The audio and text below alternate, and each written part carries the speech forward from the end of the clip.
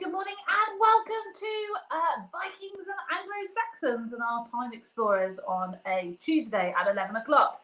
So today we are going to be looking at an Anglo-Saxon king. We have looked at the Vikings and the Viking invasion, and we've thought a little bit about whether they were explorers or whether or not they were raiders, and then we looked at sort of a potted history last time, all about different Anglo-Saxon kings. Well, today we're going to look at a specific Anglo-Saxon king, and you can sometimes see him as Athelred or Æthelred, and we'll talk a little bit more and see how much you can remember from last time as to why there is a difference in the spelling. He was actually Ethelred or Athelred II, and today we're going to look at whether or not you think he was a weak Anglo-Saxon king, or whether you think he was calculating and clever. And so this is another interpretation session. It doesn't matter what conclusion you come to, as long as you can back it up. And there are lots of historians that say he was weak and rubbish, and there are some historians that say that actually that's unfair, and actually he was far more calculating than people give him credit for, and that actually he was being a king at a very tricky time with lots of Vikings on our shores. So that's what we're going to look at today. And at the end, we are going to have another game of Hangman, because I know that you really enjoyed that last time. So welcome to everybody I can see in the chat. So welcome to Jack and Eleanor and Willow and Caden and Jaden and Peter and Lucy and Lily and Myla and Lucas and James and Rose and Summer and everybody else who is watching on Facebook, everybody watching on YouTube, and everybody watching on Catch Up. And so this is what I want us to start thinking about, is imagine you were the king or a queen of an Anglo-Saxon tribe, because remember, we weren't one unified Britain at that time. We had Mercians and Northumbria, and Essex and Sussex and Wessex. But imagine you were the king of an Anglo-Saxon tribe, and Vikings kept invading your shores. Now, some of them want to raid and take things, but some of them want to trade with you, and some of them are saying, can we actually settle? Can we have some of your land to settle? So my question is, if you were the king of an Anglo-Saxon tribe, Vikings kept arriving, some want to raid, some want to trade, and some want some of your land to settle, what would you do? So if you were the leader, what would you do? So I'm going to give you a bit of time to have a little think. You might want to chat with somebody at home. If you are on Facebook, you might want to pop in the chat what you would do. What would you do? I am feeling better, although I'm living off hot Ribena. Not sure whether that's the proper cold remedy. Other blackcurrant based drinks are available, but yes, I am better. I've just got a runny nose. So Jaden says, I would trade, but I wouldn't let them in to settle. Why, Jaden? Why would you only trade with them? Why would you not let them in? Good answer, but why? Who else would like to share? What would you do? It's a hard one, isn't it? Would you feel weak if you let them settle? Okay, so someone else said, I'd let them stay. Whoever's behind Julia, I'd let them stay, but I'd tell them that they would have to pay me money. They'd have to pay me rent. That's a good way of getting taxation. Make sure there are guards who keep watch so they can't get in. And then you take all their weapons when they arrive. So would you trade with them? Make sure you can trust them. How can you be sure you can trust anybody? That's a tricky one. Can you ever trust somebody? It's a tricky one, isn't it? Well, this was what King Athelred had the kind of predicament about. Jack is all for fighting and stealing their ships. Mum is all for charging them a fortune to settle here. Oh, so a bit of a discussion there. Yeah, you'd have to keep an eye out for suspicious activity. I would want a peace treaty. I'd say, yes, you can take land, but only for cattle, and I would trade with them, and then they can come in. So if they kind of give you something nice, then you'd let them come in. Now, if you allow them to settle, so let's go for this. Some of you are saying that, lots of you are saying you would let them settle. If you allow them to settle, what might happen? So if you say, right, yeah, you can come and settle here, you can just have that portion of land over there. What might happen?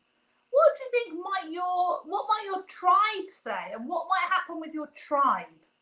What do you think if you did allow them to settle? What might happen if you said you can just have that bit of land over there? What might your tribe say, and what might happen with your role as a leader? It's hard, isn't it? What might happen if you allow them to settle? Once they've got the foot in the door, so to speak.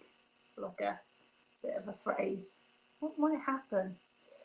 So what might happen is that more of them could come, couldn't they? They could say, right, wow, Britain, they're letting us people settle over there, giving them free land. Let's go.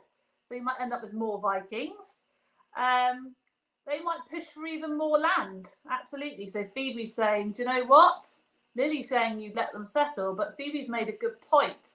They could push for more land, and they could become more powerful and popular than the existing leaders. It could cause rifts. It could definitely cause rifts in your tribe. Your tribe might say you're weak and not capable of leading if you allow them to settle. You might have to discuss with the tribe and make a kind of, a decision on what people think.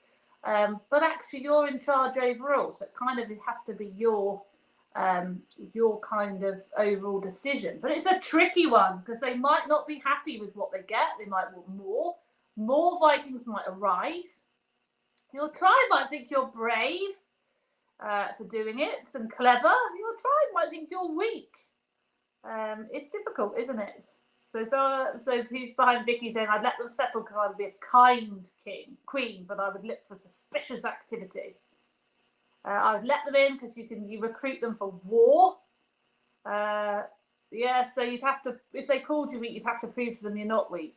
Yeah, your people could absolutely turn against you, Phoebe. It's tricky. Right, the other option. So Jack, for example, was up for telling them they've got to get out. Lots of you are saying that you would have to continually monitor them. If you said no, you can't come. They arrive on your shores and you say, nope, get out. You're not coming here. We don't want to trade with you. We don't want you on our shores. You can't settle here. You need to leave. What might the Vikings do? What might happen? What might your tribe say? Hayley says you'd have to make sure, your people could turn against you. You'd have to make sure you could trust your people, absolutely. Yeah, you could end up with a full-scale war. So if the Vikings come and you say, no, I don't want to trade with you, we don't want you here, go away, you might end up with a full-scale war. They might go back and get more troops. Edward says that he agrees there might be a war. What do you think your tribe might say? Your tribe might say, yes, you're showing strength. But your tribe also might say you're being stupid because, you're putting us into danger. Their weapons are superior, so you'd be in real trouble. Teddy says they would start a war. You might need a spy on the inside. Absolutely, they could take it with force. So, do you think it's a really tricky situation? Your tribe might not want them to settle. Your tribe might not want you to send them away. If you allow them to settle, they might take more land. They might become more powerful. But if you send them away, they might come back and wage war, and then they might not be very friendly the next time. Can you see that it's a very, very difficult situation? And this was the situation that was facing King Ethelred or Athelred II. Now, you sometimes read his name written as Athelred. You sometimes read his name as Æthelred. But actually, let's see who can remember this phonetical sound where you have an A and an E pushed together. It's a sound that we don't have today in our phonics, but can anybody remember what that phonetical sound is? Ash, well done. So his name was actually King Æthelred. And so that's why, because we don't tend to have Ash, we don't say, if you see the A and E, it's Ash, so King Æthelred II. So sometimes so if you want to find out more about him when you leave this lesson, you might have to look at Athelred. You may need to look at Ethelred, because lots of people don't use the sound Ash. We don't use the sound, but it's actually Æthelred II. Now, he became king in 978 AD. And the thing to say is that he was only 7 years old at the time. So not only was it incredibly tricky, this situation of what are we going to do with these Vikings, but he was only 7 years old. Now, he had a lot of supporters, and his supporters hadn't liked his older brother. Now, his older brother had been Edward II, and his supporters had killed his older brother so that Æthelred could become the king. So he had an awful lot to deal with. He was only 7. He had come to the throne in a little bit of problems because his supporters had killed his brother so that he could be the king. He lived his whole reign worried that his brother's supporters would try and get rid of him because obviously his supporters had killed his older brother. And as I said, we were experiencing on British soil Viking attacks, which were brutal, but also Vikings rocking up saying they wanted to trade with us and they wanted to settle. So he had an awful lot to deal with as the king. The interesting thing about Æthelred is that he was the longest running king of the Anglo-Saxon era. But my next question is, could a 7-year-old be a good ruler? So I know some of you probably around that age. Some of you are older than that. Do you think he could rule a country? Well, obviously it's not a whole country because he's just ruling an area. But do you even think you could rule an area of Britain at 7? What do you think? Do you reckon he could rule at 7? Now, he would have had supporters, the supporters that had killed his older brother.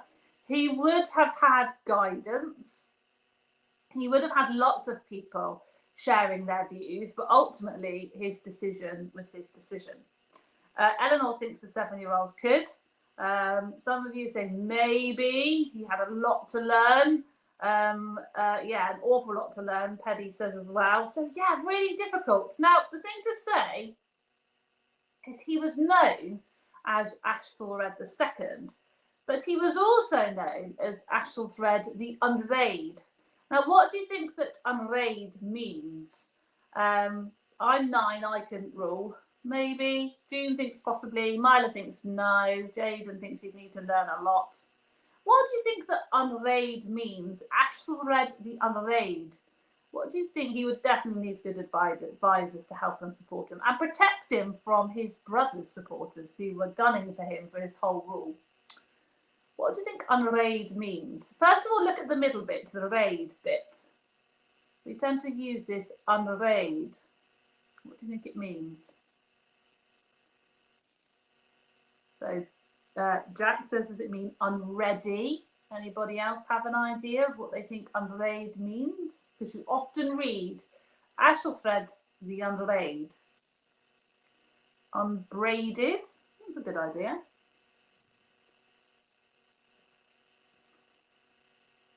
Un means potentially, we often use the word un to mean the opposite of something.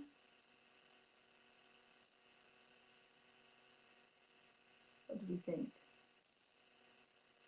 Does not raid. Yeah, that's a good idea. Someone who's peaceful. Good idea. Yeah. So unbraided, you meant unrated, not unbraided. Oh, I don't know. If he didn't have any braids in his hair, he could be Æthelred the Unbraided. That he's not educated, maybe. That he doesn't raid, says Myla. Well, often you will read him written down as Æthelred or Æthelred the Unready. And it actually is wrong. So many people think that unrayed means unready or not fit to rule. So basically, if you have a book on the Anglo-Saxons and you have anything about Æthelred, II. Go and find out, because you often see him known as Athelred the Unready or Æthelred the Unready. Now, not only is he not those, he's Æthelred, but he's not unready. People think that unread means unready, and it's incorrect. So something else I'm going to correct on. Ashful in Anglo-Saxon means somebody who's noble. So, and raid means advice. So his name means, Athelred actually means one who is full of noble advice. And so he, you know, everybody's names, or a lot of people's names, have meanings, don't they? And so Athelred actually means one who is full of noble advice, because Athel means noble and raid means advice. So that's what it means. However, he's known as unread because people, historians and people at the time, thought that he did not have noble advice. He was ill-advised, he was badly counselled, and so it was a play on his name. He is known as, his name means one who is full of noble advice, but he didn't get a lot of noble advice from his counsellors and his supporters. Remember, he was 7 years old at the time. So it's actually a play on his name. So basically, it is very ironic that he is known as one who is full of noble advice, yet he became the king at 7, and he had lots of badly ill-advised and uncounselled advice from the people around him. So it's a play on his name. He is known as one who is full of noble advice, yet he didn't receive any noble advice. So if you ever read a book that says it means he is unready, it is wrong. It is a mistranslation of the Anglo-Saxon. So that was just a random fact to get us started. Now, what we're going to do is I'm going to tell you, some of you are going, yeah, I reckon that's 7, or I'm a bit older, I reckon I could rule. I'm going to tell you some of the problems he faced, and what I want you to do is decide what you would do. Then I'm going to tell you what Æthelred did, and then you're going to decide whether or not you think that what he did was a good idea. So the first thing was that he wasn't a good fighter. For a start, at the beginning of his rule, he was very young, and then as he grew up, he was just never a good fighter himself, and he was constantly under threat by his dead brother's supporters. So if you were the king, you weren't a good fighter, and you were constantly being threatened by your dead brother's supporters, you were in fear of your life for a lot of your reign, what would you do? What could you do? There's lots of you going, yeah, I reckon I could rule. What would you do about the fact that you weren't a good fighter and you were constantly under threat by your dead brother's supporters? What would you do?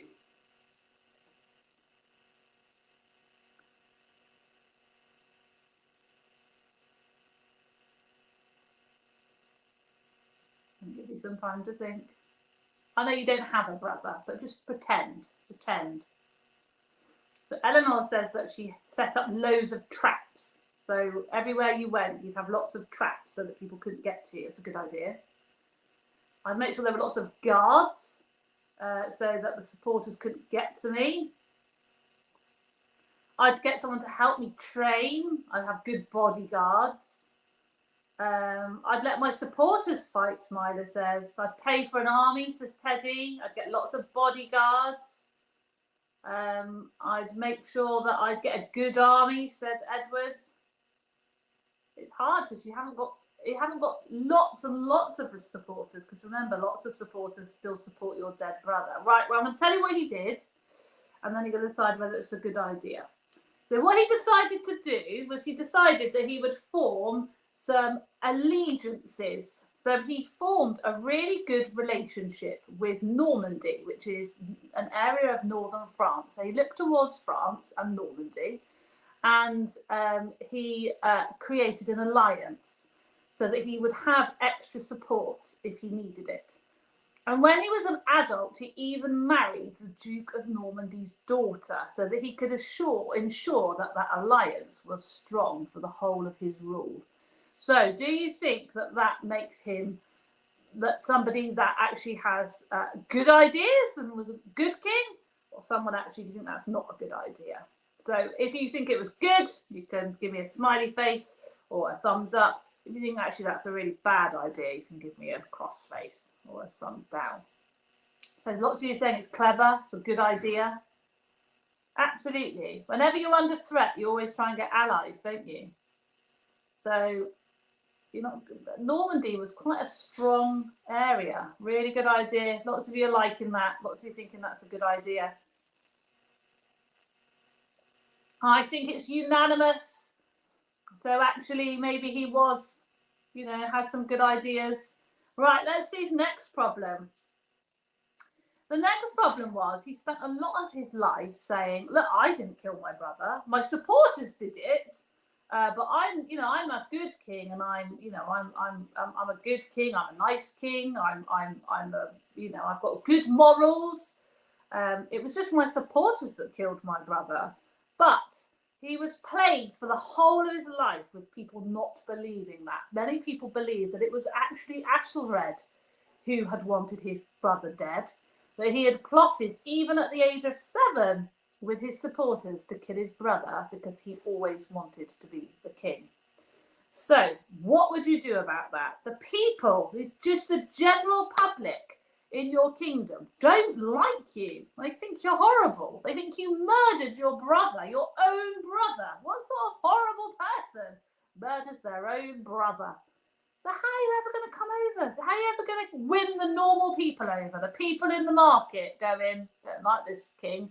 He murdered his brother. He's not a nice person. How would you do it? What would you do about it? Jaden says, I'd find proof I didn't plan it. It's very difficult because nobody knows whether he didn't plan it or whether he did. You'd have to find some evidence to prove you didn't do it. It's hard, isn't it? Because what happens if he did do it? What evidence would he have? Nobody really knows. There's not any surviving documents to say one way or the other. How are we going to win the people over? Control, yeah, so how would you control them? Oh, that's a good idea. Jack would say, I'd hold a trial, even if it was a fake trial, and put the guilty murderers of my most beloved brother to death. You could do. You sound like a Tudor king there, Jack. But actually, a lot of the murderers were your supporters. That's tricky, isn't it? Really hard. Right, I'll tell you what he did. He really didn't do anything. It didn't matter how much he said, I didn't do it. He never, ever got over it. He never really did anything. That would have been nice, Teddy, to have created a memorial for his brother. That might have been a good idea. But he never, ever got over the mistrust and suspicion people had about it. And so for the whole of his life, he was undermined by the fact that the normal people, you know, on your Anglo-Saxon farms, in your Anglo-Saxon markets, they never supported him because, you know, they thought that he was not worthy of any sort of trust because he'd murdered his brother. So he didn't really do anything. So do you think not really doing anything? We hear about this all the time, actually, with if certain controversies happen against, you know, come out about the royal family just say nothing. They keep silent. And there's been in recent months in the press lots of discussions that this isn't a good tactic, but this has been the tactic for centuries, that the royal family just don't respond to anything, any rumours or anything. So what do you think? Good idea just to keep silent or not?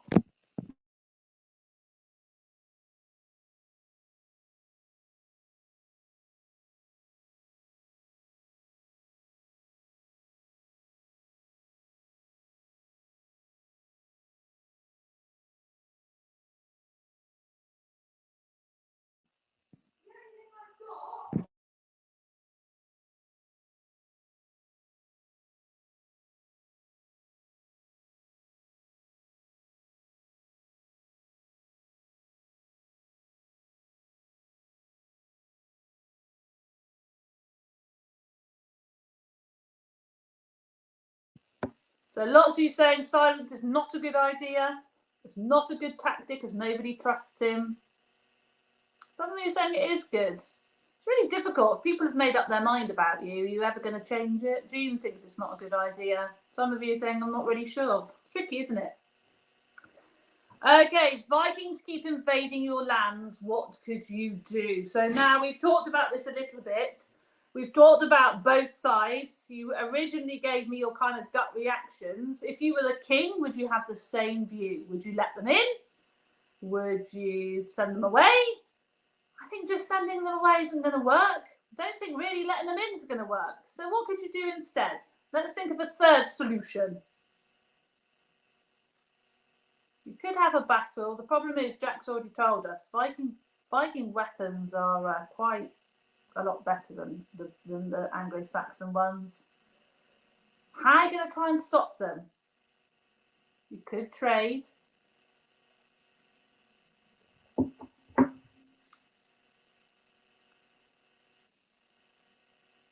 Build a fort. What could be another option? You don't want to trade, really. You don't want to let them in, really. You don't want to have a war, really. Don't want to do any of those things. What else could you do? You could have guards, but that's not going to stop them. Make a deal. So Eddie says, I'd make a deal. What deal would you make? Teddy says he would make peace talks. What could you offer them then to go away? So I tell you what he did. He basically paid them lots of money. Okay, so this had been done before. We talk about Æthelred the Great. Æthelred the Great, who we looked at last time. He was the first to do it many years earlier. But it became an official kind of rule, an official agreement under Athelred. So basically, any time the Vikings rocked up, they just gave them money and said, here's some money, please go away. It ended up being called Danegeld, which means paying the Dane. So every time the Vikings rocked up, they just gave them piles of money and said, please go away. Now, do you think that's genius? Or do you think that's rubbish? So they rock up, every time they rock up, have some money, go away. Have some money, go away. I think that's a genius idea. You don't have to trade with them. You don't have to go to war with them. And you don't have to let them in. They don't have to invade your lands. So do you think that's a genius idea? Or do you think, oh, for goodness sake, Æthelred, that's a rubbish idea? What do you reckon? Lots of you go, rubbish! Giving them money is not going to make them go away. They'll come back for more. Eleanor thinks it's a terrible idea. Why is it? I can see it's kind of quite a good idea. You're not going to war. You're not giving up your land.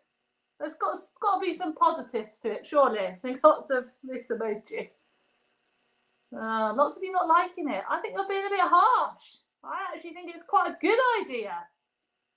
Makes you look weak. They're going to come and take advantage. I don't know again. Oh, well, it's hard, isn't it? They'll keep coming back. You'll make Britain weak. Well, in 991 AD, the Vikings were given 4,500 kilos of silver to go home. Now, that is an awful lot of silver. 4,500 kilos. But they returned. Every time they arrived, every time there was a fresh attack, they were paid again. And so, like lots of you have said, they just kind of learnt. Every time they raided Britain, they got paid. By 1012, 22,000 kilos of silver was given to the Vikings. And the way that they raised this money was by taxing their people. So how do you think the people are going to feel if the king keeps saying, right, you need to pay us more taxes because we need to keep paying these Vikings. They keep coming in. We need to keep paying them. Do you think he would support him as a king? However, as we've said, they were expert fighters, the Vikings. They were extremely organised. They were brave. They wore helmets made of leather or metal. They had huge swords and spears and axes and large shields. And there is some positives to this. This idea avoided death of the Britons. So there is a little bit. There is a little bit.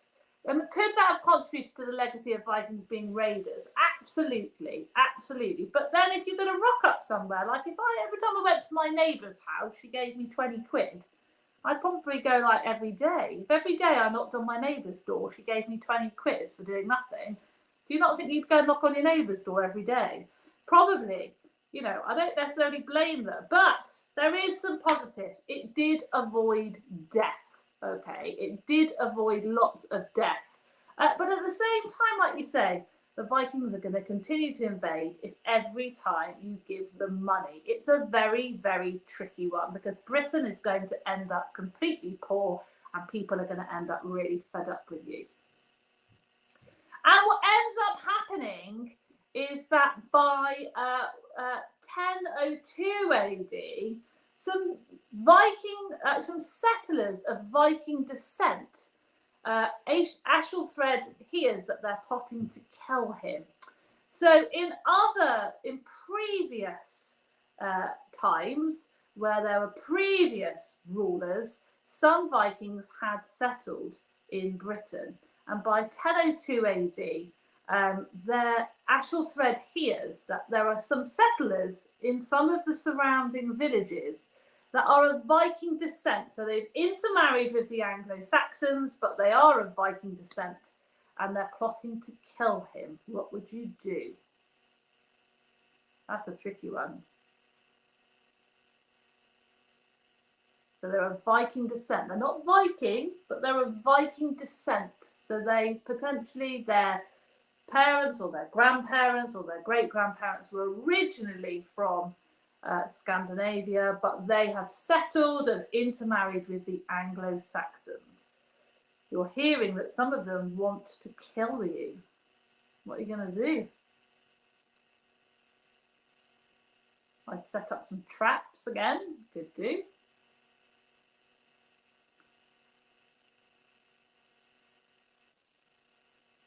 I'd run. You could do that. You could run away. Absolutely. You could say, I don't want to be the king anymore. This job's rubbish. Could lock yourself in a room. You could do.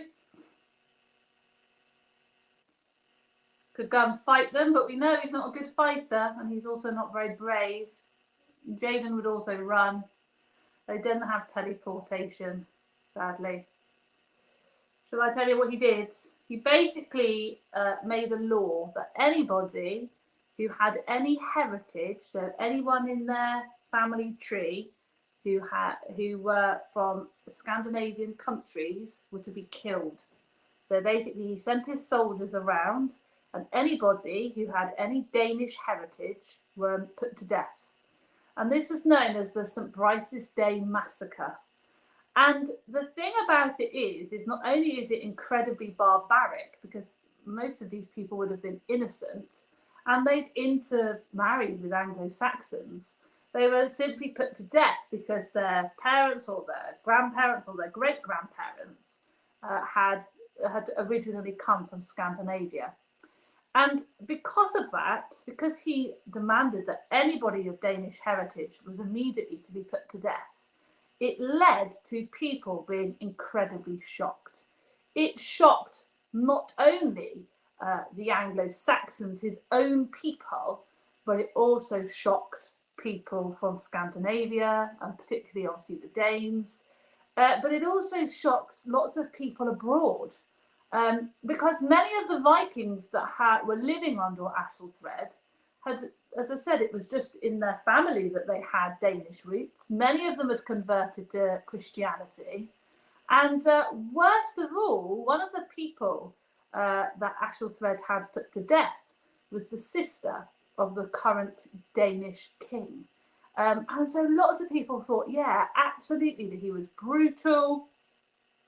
I don't think we need to discuss this one. I don't think that there is any real positives to it at all. It's brutal, it's shocking, it's unjust, and as I said, it causes outrage, not only amongst the Anglo-Saxons, but amongst the Danes, amongst lots of people abroad, particularly, as I said, as a lot of these people, although they had Viking descent, they were Christian. And as I said, his biggest mistake was that he murdered the sister of the Danish king. So absolutely brutal. And so basically what ends up happening is the Danish king, who was known as Sven Forkbeard, wanted revenge. So what are you going to do about it if you're the king? You have done this horrendous thing. You thought there was a real threat to your throne. You have murdered anyone of Danish descent. and you've really annoyed the Danish king who now wants revenge. What are you going to do? What are you going to do?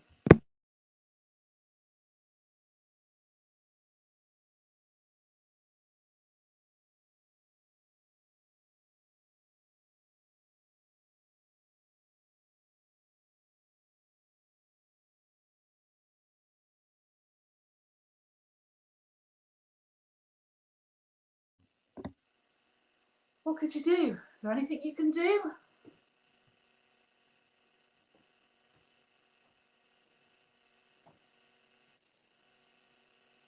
Assassinate Sven? Yeah, you could do. Well, this is what happens. He runs away. So, yeah. So, Jaden's got it, as has Lucinda. He ran away. So, he ran away and he hid in Normandy. And so you could say sorry. I don't think Teddy there, although that's a lovely thing to do, to say sorry, I don't think it would work. Marry my children to his and try to repair the damage. Yeah, could do. Noah, it's time to know when to quit. So yeah, they are gonna want revenge. So basically, he runs away and hides in Normandy, and Forkbeard invades Britain and declares himself the king of the Anglo-Saxons. Now, whether or not you think that's a good thing or not a good thing for him running away, ultimately, I'm not really sure what else he had to do, really, because he had committed such an awful thing. But lots of you probably saying, that he should have fought, that maybe that's that he should never have given up, even though his behaviour was dreadful. He should have stood up for what he did. Difficult one. Forkbeard's son becomes king, and some of the nobles say to Æthelred, "Do you know what? You go back to come back from Normandy, come back to Britain.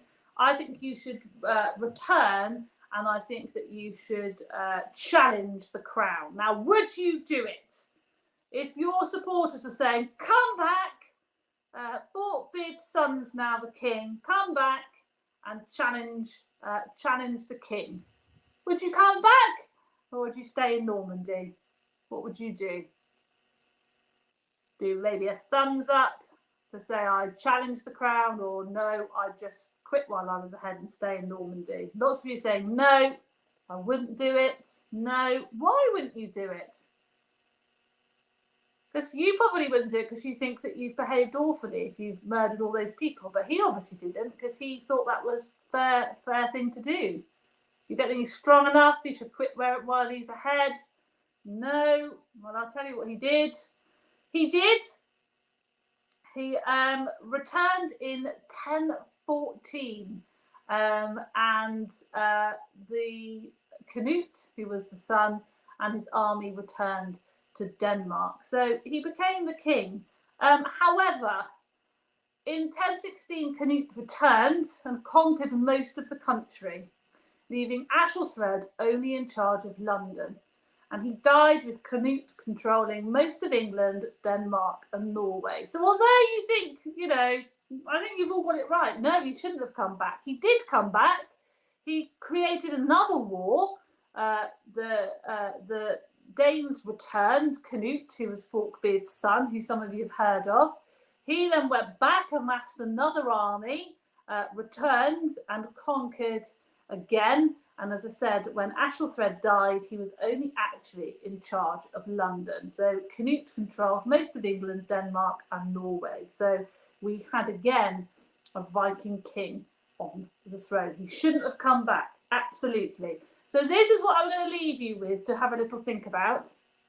Was he ill-advised and unready? Was he ill-advised, rather, or was he unready and unprepared to be a good king? So what do you think? Do you think he was ill-advised, or do you just think he was unready? So we know him as being ill-advised, but actually do you just think he was unready, unprepared, badly prepared, had bad ideas? Ultimately, you can have as much advice as you want. The kind of what you say is the buck lies with you. Ultimately, the decisions lie with you. So do you think he was ill-advised and, you know, we kind of give him a bit of a bad deal? Or do you think that, you know, he was just not a good king, unready, unprepared, too young? Really tricky. I'm going to leave you to think about that. And if you would like, in a moment, you can write me a proper answer in the chat and I will read them at the end of the session. But what we're going to do now is we're going to finish by playing some Hangman. As I said, have a little think, but I would like you, whatever your interpretation is, if you're going to, or you can just DM it to me if you want, if you're going to write it afterwards, but I want you to give me 3 reasons for your overall opinion, which is why I want you to think what your decision was. Was he ill-advised or was he just a bad king? So Jack says he was too young, shouldn't have taken the crown after the death of his brother, who was the rightful king. Yeah, so really good. So yeah, do share your views either on here or on the chat. Right, so let's go. You've got 10 goes to try and win it. And so if you give me a letter, I will let you know whether you're right. Smiley says he shouldn't have been the king. Yeah, if you can give me some reasons, that would be amazing. Right, let's go. Give me a letter. A. There's an A here. E. E here. Ash. There's no ash.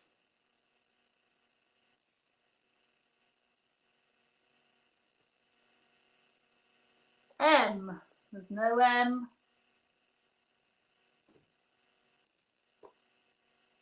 Hang on, we're going a bit quick. Hang on. K. No, there's no K. R. No, there's no R. Well, I might win this time. F. No, there's no F. L.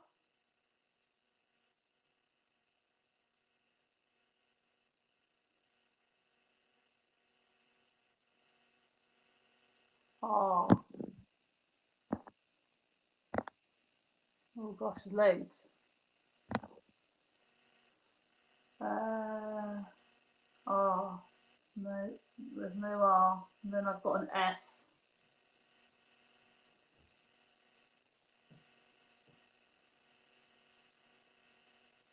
I.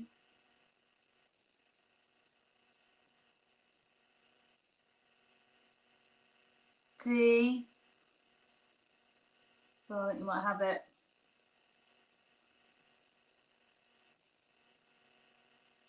H.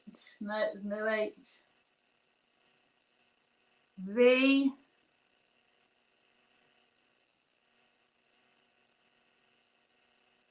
Definitely a V. Yeah, V. I think that's an I. So well done. It's ill-advised. So ill-advised. Well done if you got that right. I think you've got me again. So don't forget to have a little chat about Æthelred. Go and have a little research about him. And as I said, pop me a message about your overall views or share them over on our Facebook page or pop them on in the chat. And you beat me again. So have a lovely, lovely week and I will see you next week. See you soon.